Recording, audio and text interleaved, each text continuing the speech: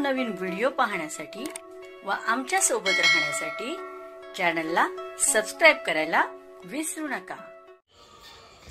तर बघा काय परिपत्रक आहे महाराष्ट्र विनियोजन अधिनियम 2024 सन 2024-25 अनुदान वितरण बाबत। वित्त विभागाकडून अर्थसंकल्पीय वितरण प्रणालीवर बीम्स प्राप्त झालेल्या अनुदानाचा निधी नियंत्रक अधिकारी आयुक्त शिक्षण महाराष्ट्राचे पुणे, आयुक्त क्रीडा व युवक सेवा महाराष्ट्राचे पुणे व सहसचिव उपसचिव शालेय शिक्षण क्रीडा विभाग मंत्रालय मुंबई यांना वितरित करण्याची बाब शासनाच्या विचाराधीन होती।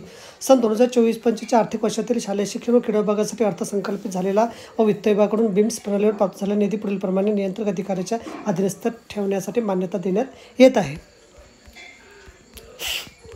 सन 2024-25 आर्थिक वर्षात वित्त विभागाने बीम्स प्रणालीवर उपलब्ध करून दिलेला उपरोक्त निधी अनुदान खालील अटी व शर्तीच्या अधीन राहून वितरित करण्यात येत आहे।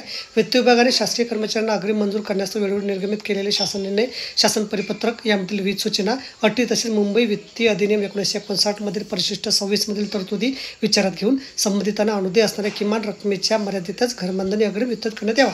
यात कोणतेही कसर होणार नाही दक्षता संबंधित नियंत्रण अधिकारी यांनी घ्यावी। दिनांक 1/5/2001 रोजी किंवा 2पेक्षा अधिक आपत्ती असणाऱ्या अर्जदारास या अग्रिमचा लाभ घेता येणार नाही।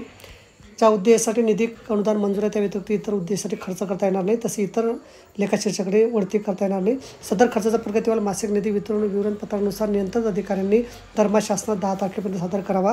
निधी वितरण करताना महाराष्ट्र अर्थसंकल्प नियम पुस्तिका वित्तीय अधिकार नियम पुस्तिकेमध्ये उल्लेख केलेल्या नियमांचं पालन करावं। तसेच वित्तीय अधिकार नियम पुस्तिका 1978 भाग पहिला वित्त विभाग शासनाने भाग 2 दिनांक 17 एप्रिल 2015 अन्वये प्राप्त झालेल्या अधिकारांतर्गत किंवा वेळोवेळी वित्तीय अधिकार नियम पुस्तिका भाग 2 मधील अटी व शर्तीचं पालन करून सक्षम प्राधिकाराची मान्यता घेऊन अनुदान अदा करावं।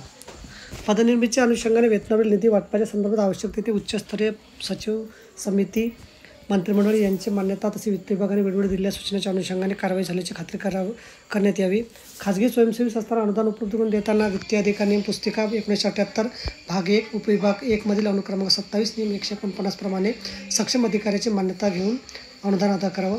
ज्या तरतुदी वितरणासाठी प्रशासकीय मान्यता आदेशाची आवश्यकता आहे अशा तरतुदी वितरित करताना भाग 1 उपविभाग 3 अनुक्रमांक 4 नियम 27(2) अन्वये प्रदान केलेल्या अधिकाराप्रमाणे सक्षम प्राधिकाऱ्याच्या मान्यतेचे आदेश निर्गमित झाल्यानंतर अनुदान वितरित करावं। जिल्हा परिषदेसाठीचे वेतनेतर अनुदान त्यांचे अनुदान वितरण झाल्याशिवाय वितरित करू नये। नवीन खर्चाच्या अनुषंगाने नवीन बाब प्रस्तावाद्वारे तरतूद केलेल्या अनिवार्य खर्च निधी वितरणाबाबत वित्त विभाग व कार्यक्रम खर्च निधी वितरणाबाबत वित्त विभाग तसेच आवश्यकतेप्रमाणे नियोजन विभाग, सामाजिक न्याय विशेष सहाय्य विभाग व आदिवासी विकास विभाग यांची मान्यता घेणं आवश्यक आहे। स्थानिक स्वराज्य संस्था तसेच मंडळे यांना अनुदान वितरित करण्यापूर्वी सदर संस्थांकडून राज्य शासनास येणे असणाऱ्या रकमेचा आढावा घेण्यात यावा व त्या रकमा वसूल करूनच उर्वरित अनुदान वितरित करण्यात यावं। तसेच शासनाद्वारे सदर संस्थांना वितरित केलेल्या अनुदानाचा विनियोग व अखर्चित रक्कम कुठे ठेवली आहे याबाबतची तपशीलवार माहिती एकत्रित करावी। सदर अखर्चित निधी बँकेमध्ये ठेवला असल्यास त्याचं बँक अकाउंट स्टेटमेंट शासनास सादर करावं।